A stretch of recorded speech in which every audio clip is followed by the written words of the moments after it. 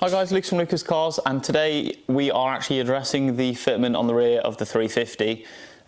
What the current suspension setup is, just so you know what the crack is, it's the Tyne Type S lowering springs on the back, which aren't really that low. We're talking like a 3-finger gap at the back. That's with a 265/35 18 tyre on it, just so you're aware of what that setup is. Obviously everyone runs different tyres and wheel setups and whatnot, but that's what we're currently working with at the moment.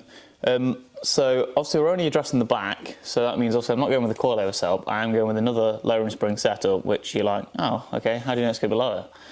So the thing that I have got, scrolling through the Driftworks website and found this, which you can't see because it's in bubble wrap, but there's a company called, I believe it's HSD, that do like a coilover setup. I don't think they actually sell springs by themselves, could be wrong on that. But they're selling the rear spring setup that they do. So with the 350s, with the coilovers, you can get like true rear coilovers, or you can get the ones where it's split. If you're familiar with the setup, it'll be like the strut. And then you've got your spring separately that sits like in a cup section, which we'll see later on in the video. They had this built for sale, which is basically the spring section with the adjustable, I don't know what you call it, but it's the bit that spring sits on. You can change the height of it, which is the main thing that I was interested in, because this was actually really cheap. It was like £60 delivered, so I was like, it's worth a try. It might be a little bit better, and yeah, it's one of them. So we're gonna crack into it rather than me rambling at you guys, get the wheel off and show you basically how we install these. Pretty simple, so let's jump to it. Okay, so we've now got our wheel off and it's all jacked up, whatnot, standard stuff. So the bolt that we are doing to get to our spring that you can see here is this one here, 17 as well, so it's the same one that you've used to take your actual wheel bolts off. So it's one on this side and then you've got your nut on this side, so just slide your spanner in like so. I'm gonna tell you, I've pre-undone this, not now, but I've took this bit off a week or so ago, so it's already pretty cracked in terms of it's not crusty, which yours might be if you've not done this for a while, but it's just there. I'm just pointing that out.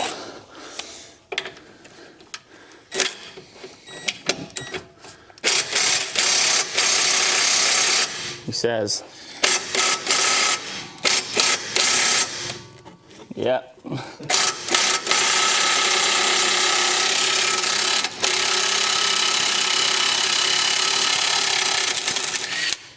I did it with a gun last time, fucking hell.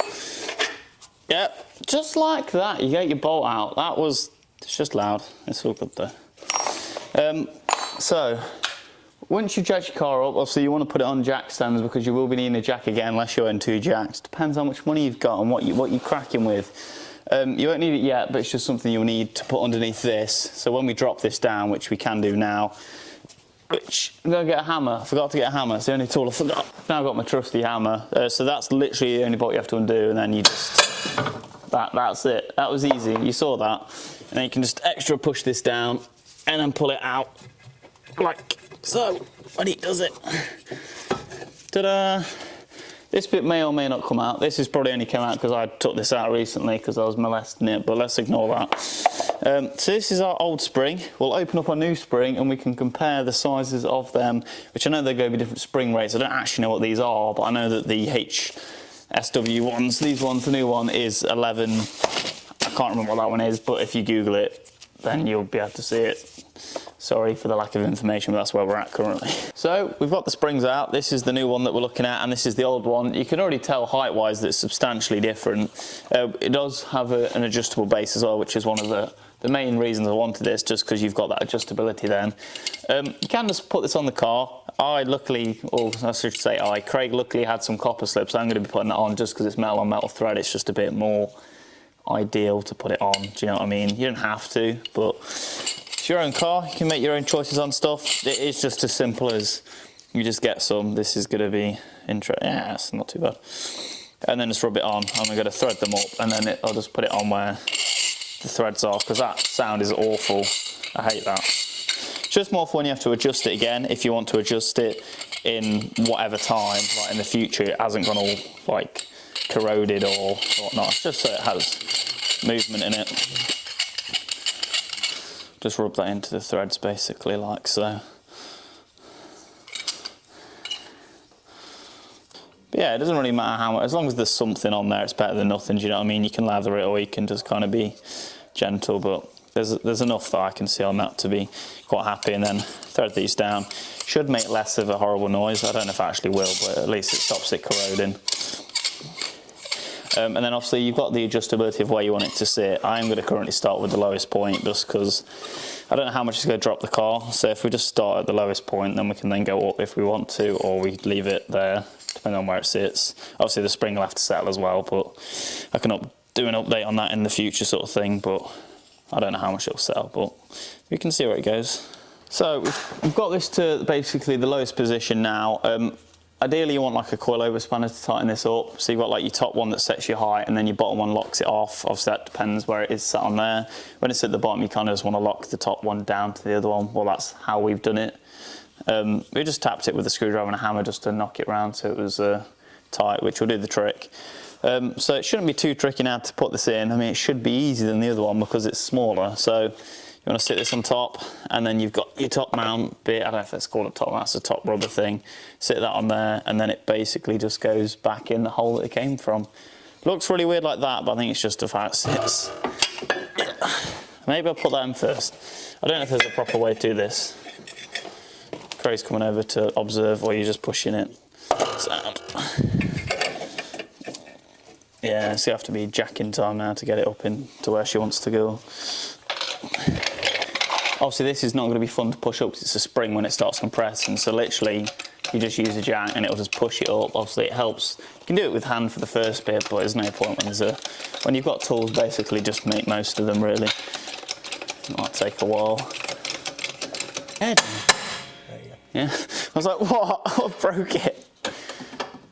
I guess it'll just go under the weight of the car, then it'll kind of go. I don't like the idea of that though. What, down or up or? Hammer.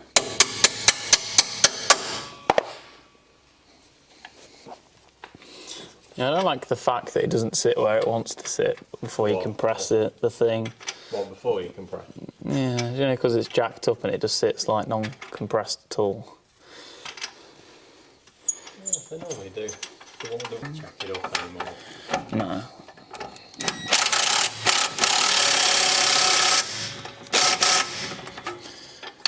Tight. We'll see that.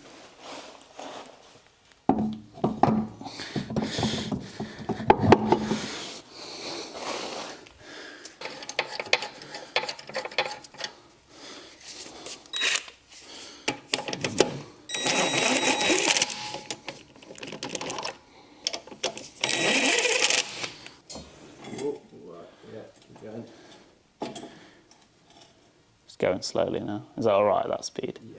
So I want to try. Tell me if you want me to start.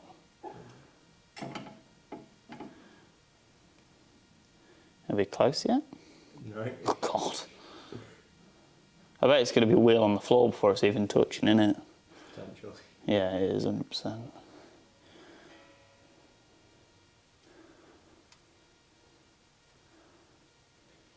we touching? There you go, about an inch and a half. So. Oh my God. Are we closer now? We're getting closer.